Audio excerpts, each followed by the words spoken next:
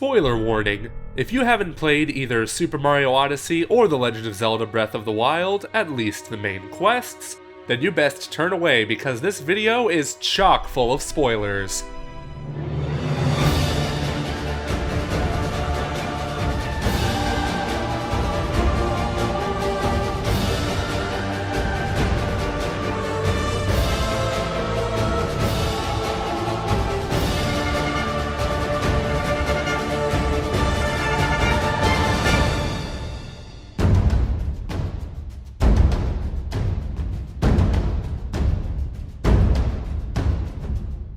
The Legend of Zelda Breath of the Wild and Super Mario Odyssey are both godlike experiences, and leading into this game vs. game special, we had no idea of which of these two to crown as Game of the Year. And trust us, we know a thing or two about these games, seeing that we, throughout the years, have been uploading Inside Breath of the Wild and Inside Super Mario Odyssey episodes. As a result, we went to Metacritic to see what score the two highest rated games of 2017 have, and found that both have a Metacritic score of 97, which is quite fitting since Breath of the Wild, as of March 2017, was rated by us as the best game of all time, and then in October, we gave Super Mario Odyssey a perfect score of 100 out of 100. So which is the worthy GOTY of this year? That is what we aim to find out through some familiar, but also some special Game of the Year categories that go beyond things in the games. These are as follows: World Quest and Characters, yeah, this one is a monster, Gameplay with Bosses, Soundtrack, Creative Gamble, and Industry Impact. The video game war between Breath of the Wild and Super Mario Odyssey is about to break out.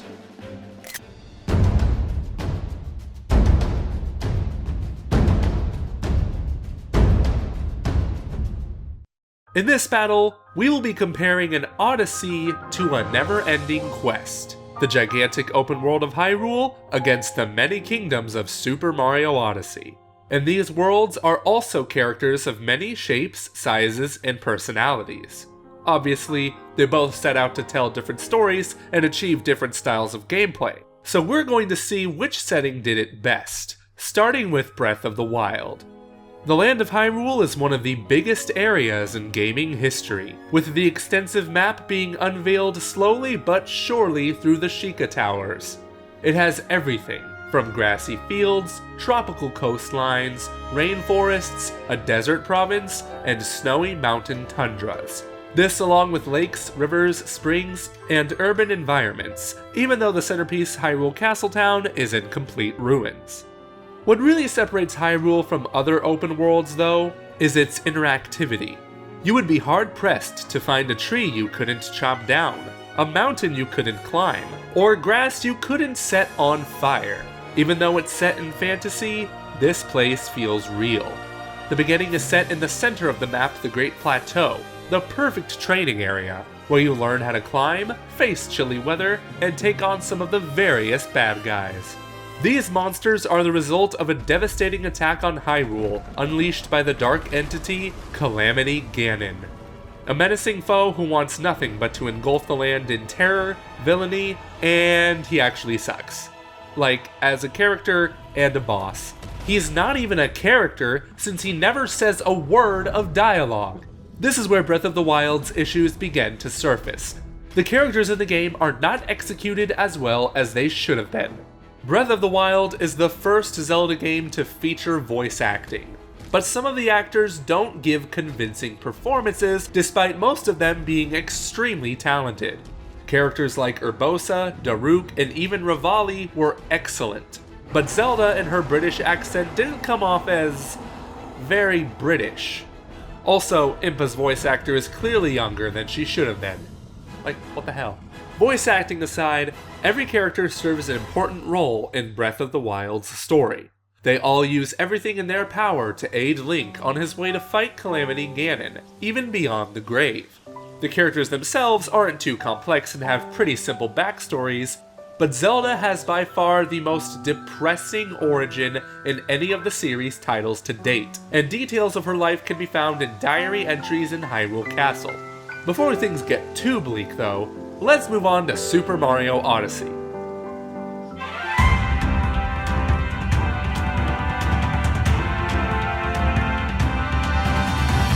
Rather than having one large connected world, Odyssey has 16 kingdoms to visit, including the 3 sides of the moon. Since Mario is a platformer, it would be extremely difficult to design a single open world just for jumping and collecting moons. These kingdoms don't particularly cover too much ground, but they're like ogres. They have layers. Take New Donk City for example. You have the street levels, then the rooftops, and even the sewers.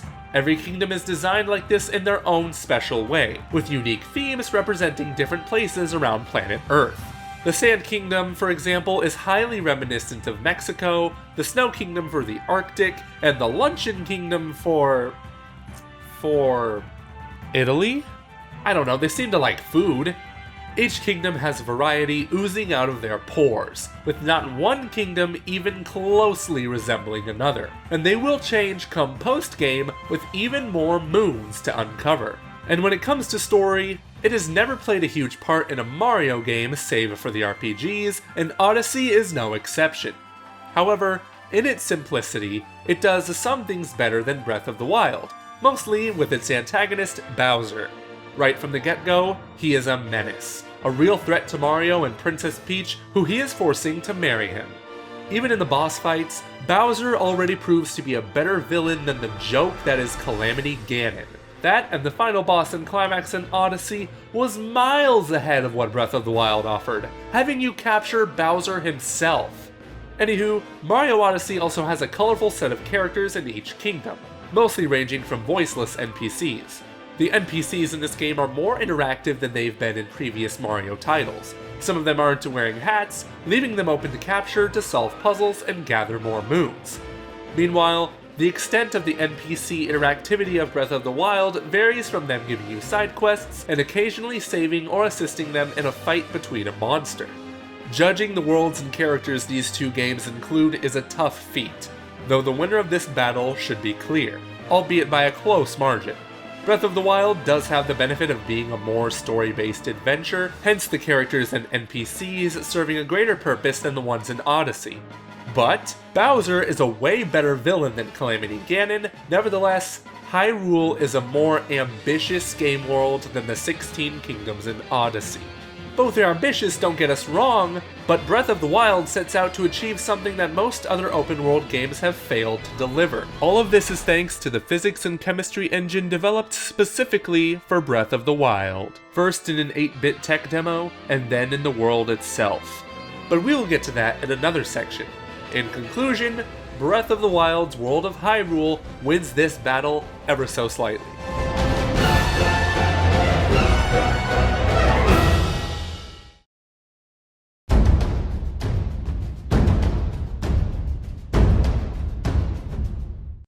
When it comes to gameplay, it was no small task for Breath of the Wild to totally reinvent itself.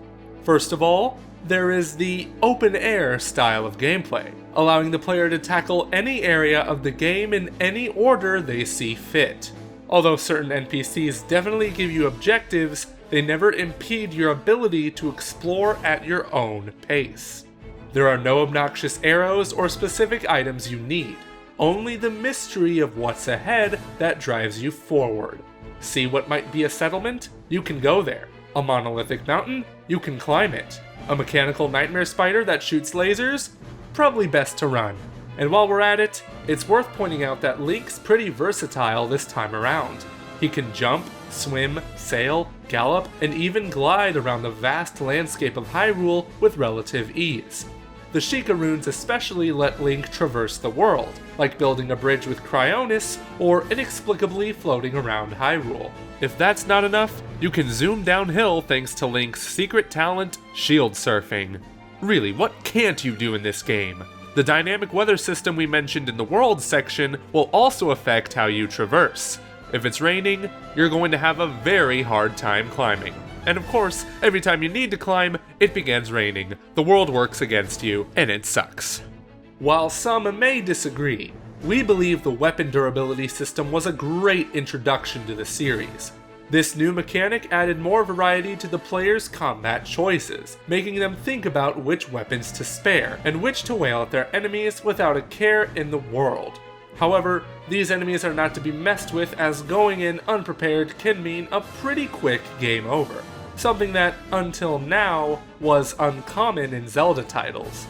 Unfortunately, there are some things Breath of the Wild falters on: dungeons, or lack thereof. Instead of the large, complex dungeons we're so used to in Zelda games, we got the Divine Beasts, titanic mechanisms with moving parts that make for some engaging puzzles, but that's about it. These so-called dungeons are small, short, and have a very low amount of enemies within them. The bosses at the end of these Divine Beasts also lack the variety we've become all too used to in Zelda games. Each variation of Ganon's puppets have a similar look to them. Hell, the mini-bosses in the game world are infinitely more interesting. Much like the Blight Ganons, the designs of the beasts themselves also lack variety. No lava dungeon, no forest dungeon, or even an ice dungeon, because every Divine Beast has the exact same look. The closest thing resembling an actual dungeon is Hyrule Castle, albeit a very non-linear dungeon. To slightly make up for it are the shrines, with 120 of them placed around Hyrule, with puzzles and combat challenges that will reward you with spirit orbs you can use to upgrade your health or stamina. While these shrines do compensate in part, we wish that there were a bit less of these and more traditional dungeons. Maybe we'll see that in DLC too? Here's hoping. Now, you can't have a Zelda game without monsters, like the returning bokoblins and moblins. Despite the variety of enemies being smaller, the Guardians are a fearsome addition to the roster, with 6 different types. The toughest one being the Guardian Stalker, whose piano riff will make the hairs on the back of your neck stand up tall. If you think killing these monsters will make the game easier for you, think again, as the Blood Moon will revive them every time it rises. This is actually a brilliant design choice, since the world would just get boring if the enemies we killed stayed dead for the rest of the game. Earlier we mentioned that the Divine Beast bosses were too similar to each other, but at least the final boss made up for it, right? Wrong. It's bad enough that Calamity Ganon himself is not a character, but they decided to make him worse by giving him an underwhelming final boss fight in 2 phases. The first phase is okay, but the second phase is a complete joke, being nothing but target practice at these obnoxiously large circles. Simply put, this conclusion was a complete letdown. Breath of the Wild's gameplay is groundbreaking on many levels, though the execution of some sections, such as dungeons and main bosses, are not exactly flawless. This is where Super Mario Odyssey grips its chance to deliver a near-flawless experience. Super Mario Odyssey might not be as expansive as Breath of the Wild, but as a 3D Mario game, it doesn't have to be, and it compensates heavily through a number of refined and perfected gameplay aspects. Take Cappy, for instance, Mario's companion. With this spiritual being, Mario can literally capture the soul and body of a large number of enemies, NPCs, and even objects. The list is long, but words cannot describe how ingenious it was to give the player the opportunity to step in the shoes of a frog, Goomba, Chain Chomp, Bullet Bill, Hammer Bro, and T-Rex! There are a total of 52 different capturable targets in Super Mario Odyssey, and each of them offer different types of gameplay as you step in someone else's shoes. Needless to say, this game mechanic is groundbreaking, and when the controls and gameplay of a near-unison majority of these are flawlessly implemented, it is a true joy to play as a Cheep Cheep, Wiggler, Pokeo Bird, Glydon, and naturally, Yoshi, to more bizarre targets like a zipper, spark pylon, a manhole cover, and most surreally, a giant slice of meat. Yeah, this game is pretty much an acid trip. Even so, the capture is only one of the abilities Cappy offers. As in Super Mario Odyssey, the cap can be thrown to knock out enemies, as a platform to reach otherwise inaccessible areas, and as a tool for uncovering secrets. Cappy makes Super Mario Odyssey a much easier and seamless experience, and it looks like that it was designed to make it possible for players to break expected boundaries and experiment your way through acrobatics to hidden piles of coins, moons, and even skipping entire sections in some of the kingdoms. Though Cappy and his captures are not the only means to get around in the different kingdoms, as Odyssey offers rideable scooters, jaxies, and a solid warping option through the foldable tourist guide maps. Even so, the entire game is about the collection of power moons, And trust us, all skills, abilities, and even a number of the purple coins are needed to locate and collect all of the 836 individual power moons and more golden coins to purchase the remainder to reach the magical 999 power moon limit. The moons are hidden in a mantra of places, both on the surface, underground, inside structures, special stages with and without Cappy, and even a number of 8-bit sections with 8-bit music. A detail that we will soon get back to in the soundtrack category. Some of these moons are obviously needed to move the plot forward and power Mario's hubless airship, the Odyssey, on its journey from the Cascade Kingdom, through the Metro Kingdom, Bowser's Kingdom, and up to the moon. But even so, a 3D Mario has never felt this seamless, as the game only pulls you out from collecting moons whenever you beat a major boss or collect a multi-moon. Speaking of bosses, yes, they are really simple to beat. It is a Mario game after all, but at the same time, varied and fresh. You got the multiple Brutal and Madame Brood fights, which are fun and usually the first boss fight in line to a bigger fight.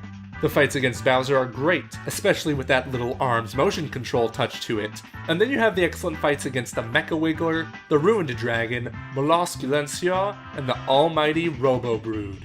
Needless to say, the bosses are better in Super Mario Odyssey, both in quality and gameplay, than in Breath of the Wild.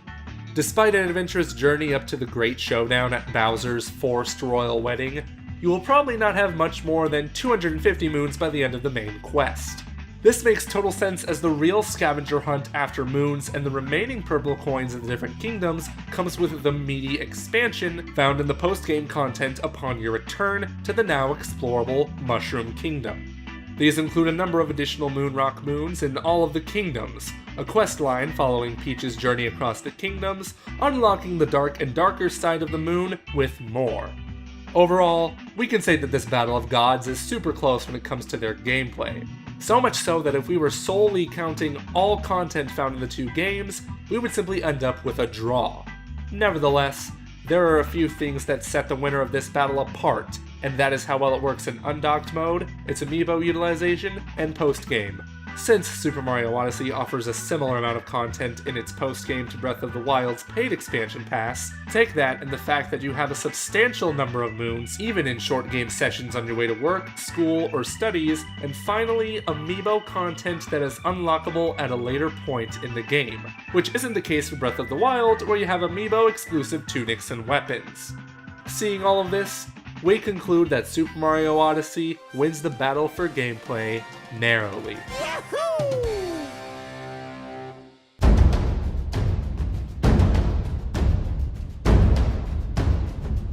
We will be brief with this one, as one is clearly better than the other.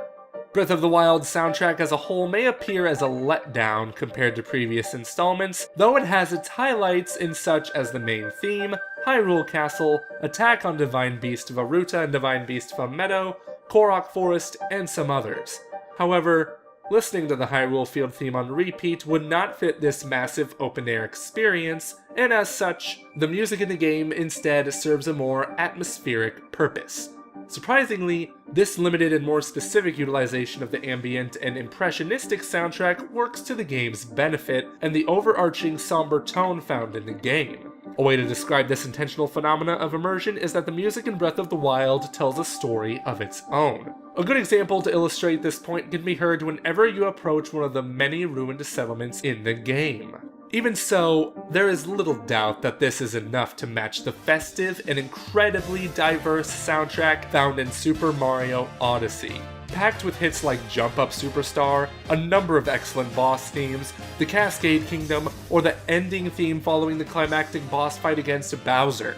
The list of excellent tracks is too long to read here, as each kingdom has its instant classics, and even though some kingdoms resemble the ambient tone found in Breath of the Wild, the combination of styles such as orchestral masterpieces, festive tracks, 8-bit, jazz, pop, and even rock. To sum it up, Breath of the Wild has a good Zelda soundtrack, but when you don't include the best trailer track of all time, you stand no chance against Jump Up Superstar and the second ending Pauline theme. Breath of the Wild soundtrack may be utilized appropriately, but falls short to the spectacle and masterpiece that is Naoto Kubo's, Shino Fuji's, and Koji Kondo's soundtrack in Super Mario Odyssey. Needless to say, this battle is a clear victory for Super Mario Odyssey.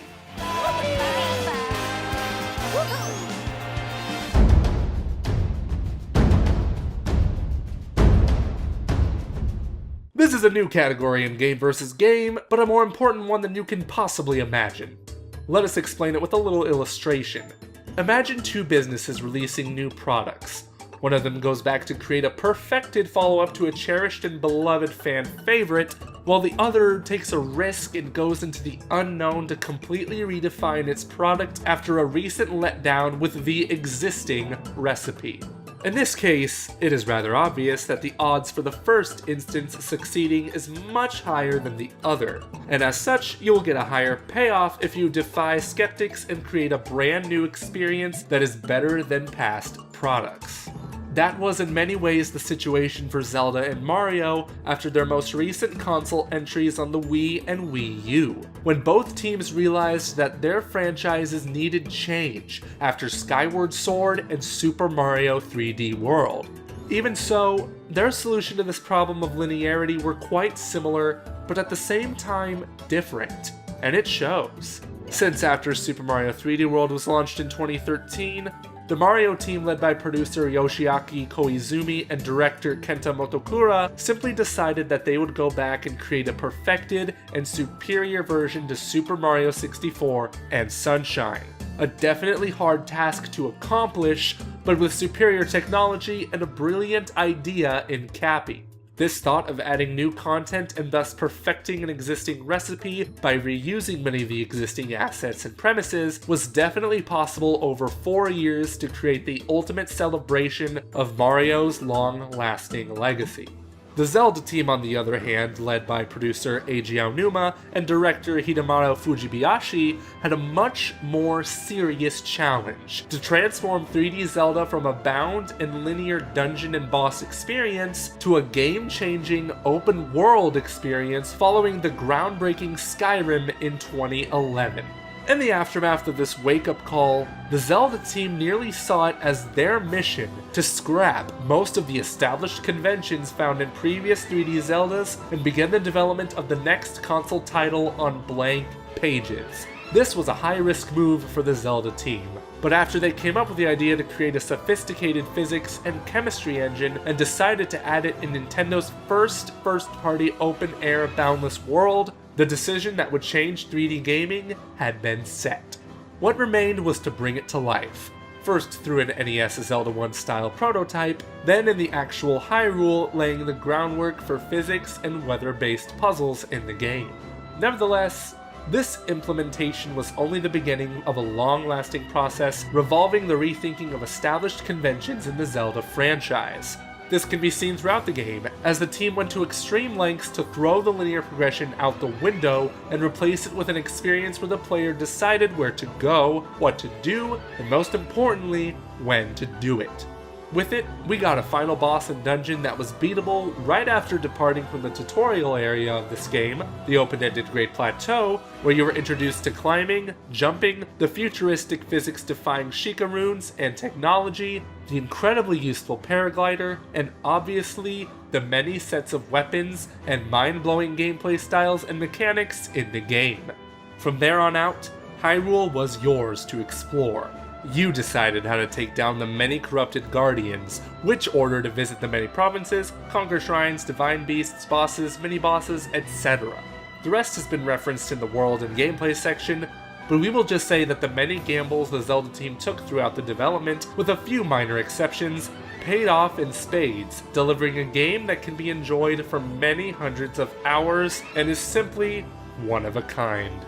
Needless to say, thanks to all of this, porting the game to Nintendo Switch in the middle of the development turned it into a well-functioning handheld experience, and even the determination to test their own fans with multiple delays to create a masterpiece that shattered expectations. The clear winner in the battle for creative gamble is Breath of the Wild.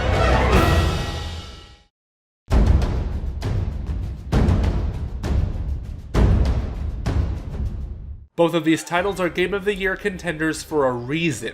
Aside from the fact that they are extremely well-made games on their own, they ignite a spark in their respective franchise that has been needed for a long time. Breath of the Wild was a result of needing to reinvent the series from scratch, creating the first true open-world Zelda experience. Super Mario Odyssey, on the other hand, revisited conventions of traditional 3D Mario from games like 64 and Sunshine, while still drastically changing the formula, though we wouldn't exactly call it a reinvention. Though, it is important to mention that this was the fastest selling Mario game at launch, proving that people absolutely loved the 64 style of gameplay. 2017 has already seen a resurgence in the 3D platforming genre, with games like Yooka-Laylee, A Hat in Time, and the Crash Bandicoot Insane trilogy. Safe to say, from these games and the overwhelming success of Super Mario Odyssey, 3D platformers are coming back in a big way. Then there is Breath of the Wild. Without question, this is a game that is not only convention-breaking for Zelda, but for open-world gaming as a whole. Allow me to share my perspective. After I beat Breath of the Wild, I decided to play Horizon Zero Dawn, another Game of the Year contender. But Zelda spoiled me so much that it affected my enjoyment of Horizon, all thanks to these key design features: climbing and gliding. Obviously, there are many more reasons than that, but these two simple additions have a huge impact on how you traverse the open world. No longer will you have to keep jumping on a steep mountain with hopes that you make it to the top. You can just climb up there now. Want to get down that mountain fast? Pull out your paraglider and land safely. Then there is the game engine itself, making the world truly come alive thanks to its interactive environments, robust nature, and complex physics. It is rare to encounter a game where you can do just about everything. Breath of the Wild does take inspiration from games like Skyrim and Far Cry. Now we hope to see other games learn from Breath of the Wild, which is why it delivers the final blow in this battle for industry impact. This war between video game gods was nearly impossible for us to decide, as we were going back and forth numerous times until we realized that we needed to do this video differently than a typical game versus game review. Taking into such game-changing considerations, Legend of Zelda Breath of the Wild narrowly edged out Super Mario Odyssey for our Game of the Year.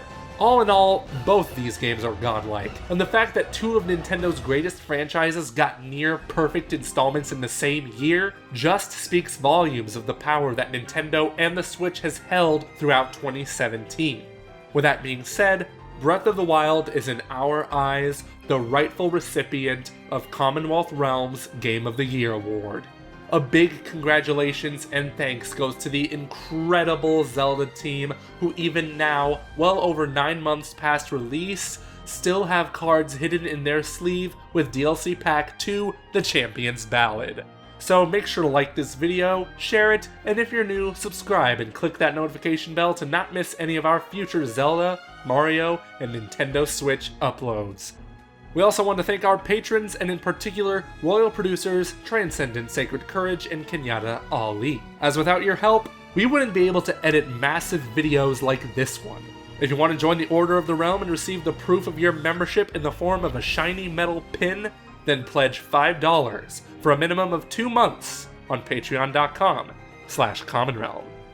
So until our Game Awards live stream on Thursday and DLC 2 videos shortly after, we want to know in the comments which game in 2017 is your Game of the Year. We are more than glad to reply.